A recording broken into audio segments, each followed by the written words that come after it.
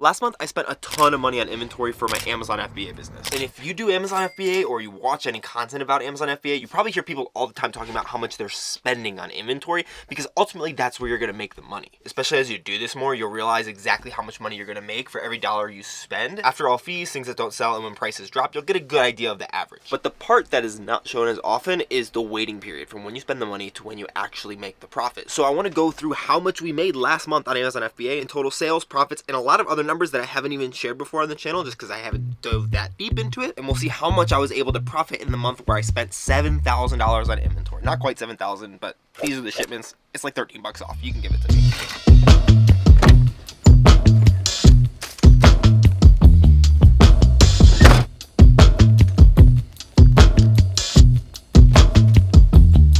Sometimes you just gotta make a desk with whatever you have and hope that your dirty screen isn't bad enough that you won't be able to see it. But look at these views right now. We're in El Paso, Texas. The sun is coming like directly on me, so I might have to take that off. That doesn't look good.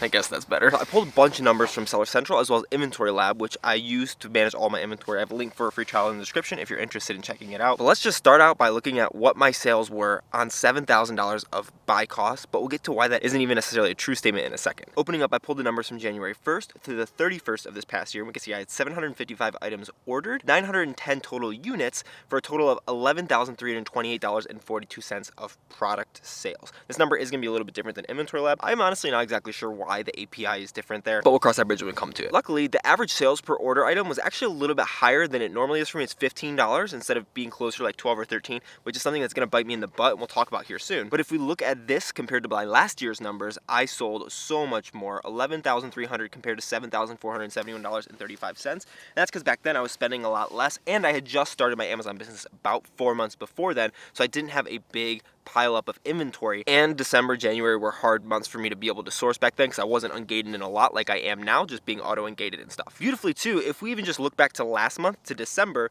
we could see that I only had about $9,000 of sales. As we see this big spike here towards the last half of the month, I got some inventory into Amazon, which you've probably seen in some of my sourcing and shipping videos, and a lot of it started to sell, but not all of it has yet, which is why that $7,000 of spend number isn't quite representative of what actually sold this month, but we'll break into that once we get into a really detailed look. First, let's actually take a quick look at the Inventory Lab breakdown of everything. If we go up here into reports, profit and loss, and then change this from monthly February to monthly January, we can see all the numbers. The sales, like I said, were about $250 less. It's always like that for me. I don't know why Inventory Lab sales are less than Amazon sales, but it was $11,090. And then once you subtract out all the refunds, which amounted to about 4% of the total sales, we get down to $10,909.66. That was sales after refunds. Moving down a little bit more, we can see that cost of goods sold was actually a little bit higher than what I normally expect here. I would expect it to be closer to around $3,000 with a good return on investment, but it was $3,826.59. We have a bunch of other fees, and we'll talk about a couple of those that actually really hurt me this month. Amazon referral fee and fulfillment fees are the main Amazon FBA fees. As we can see over here, those amounted for just about $5,000 worth of fees, and then a bunch of other fees for storage, removal orders, disposal orders, inbound shipping, long-term storage fees, and customer returns. So it's only about $212, the bulk of that even being my inbound shipping, so the cost that I incurred when I sent stuff into Amazon. But as we could see, on that $11,090, the profit was only $19.25 which really is not great. On that amount of sales, I'd probably expect to have around $3,000 worth of profit, and we were a full $1,000 less than that. We're going to talk about exactly why that happened, but you really have to dive a little bit deeper into your analytics on Seller Central and on Inventory Lab, and I had to export some sheets, and I'll show you how I did some of those things, and that's because there were two main things that accounted for my lack of profitability here. The first is selling a lot of old inventory and liquidating it, just like I share in this video right over here that I posted about a month and a half ago. Sometimes you need to sell your items for a loss in order to make money again, because you'll be able to actually cycle that through more and more inventory. We got a dirt bike, which is not allowed to be in the park. So that skews that profit number lower than how I actually feel about it, because I'm getting a lot of cash flow back into my bank account that I can spend on more things, because it's just dead money that I've already spent. And the second thing that goes with that has to do with Amazon's recent fee change. If you weren't aware, I would go check out this video from a couple weeks ago about the FBA fee increase that they just had, but essentially they raised a lot of their fees, and that specifically hurts a lot of items that sell for lower prices, which is how a lot of my items have been selling. I had a lot of old items that were like in the $8 to $12 $12 range. And the fees on those items, like this Amazon referral fee and the FBA fulfillment fees, really went up. And some things I'm just having to get removed because it's literally cheaper than selling it at the lowest price possible because of the new fee increases. If we just look at this net profit of around $1,900 compared to the cost of goods sold of $3,910, that's under 50% return on investment, which is a true representation of an accrual-based return on investment. However, I want to focus on the $7,000 that we just spent last month because that's kind of what we're talking about. That $7,000 that I spent, how much money did I make on it in the first month? And to do that, let's look at two things real quick. First are the shipments that we had. Two big shipments this month. One was on the 13th, one was on the 17th, right back to back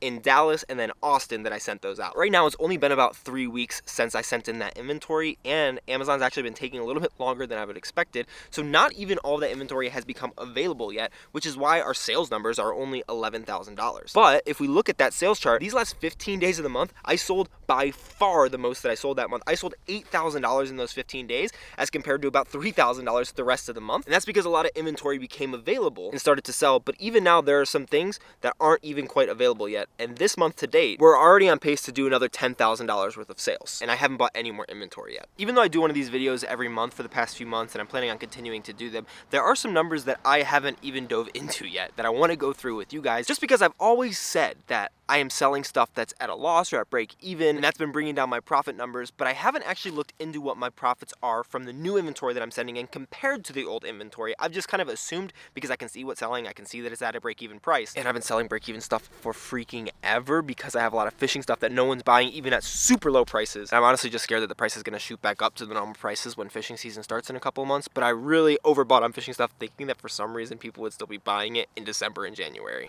Think about the seasonality of some things more than I did. So one of the things that I did was I went into my sales and clicked through on my total sales numbers, and then we'll see over on this left side of the page that there are a couple different reports. You normally just get to see the sales dashboard, but I went into the by ASIN detail page sales and traffic. So I changed the date from January 1st to the 31st, and luckily, since I have all my SKUs auto-created in Inventory Lab for me by a number, I was able to organize them by SKU so that my most recent ones were at the top, and I just selected all of them and then deselected everything up until I don't exactly remember which ASIN it was, but I went into Inventory Lab and looked in Inventory Lab to make sure that I shipped it in before January, so I knew that I had everything before January selected, and I exported that into a sheet over here. And if we look at this, especially because I've been kind of purging my inventory and dropping a lot of prices over the past couple months and just continuing to drop them so I can get rid of all this inventory and have a really clean overall inventory as well as more money in my pocket to buy stuff that's actually going to make me money, I sold a lot of stuff. These are all the products. I hit obviously all of the ASINs and the titles of everything, but all of the ordered product sales were $6,279.26. So over half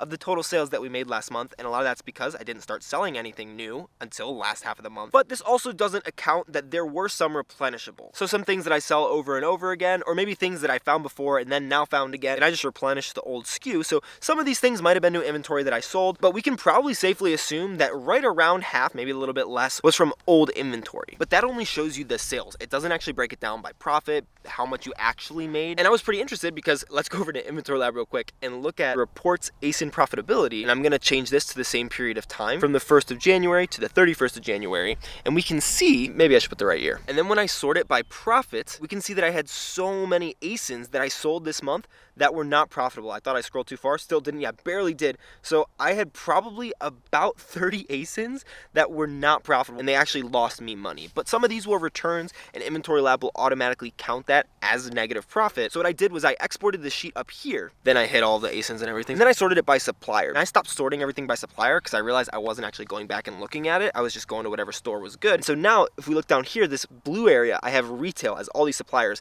And I changed that, I think, late November. And so it's been a little bit before even January, but it will 100% encapsulate all of the products from January. So I did a few calculations like the nerd I am and saw the overall total of profit right here. This profit number, so we see the profit for everything from every single supplier totaled $2,071. Then what I did, I took the profit from only these retail products. So the profit was calculated from only things that I purchased probably since the beginning of December. So January plus a little bit more. And we can see that that profit number is $2,014.99. What?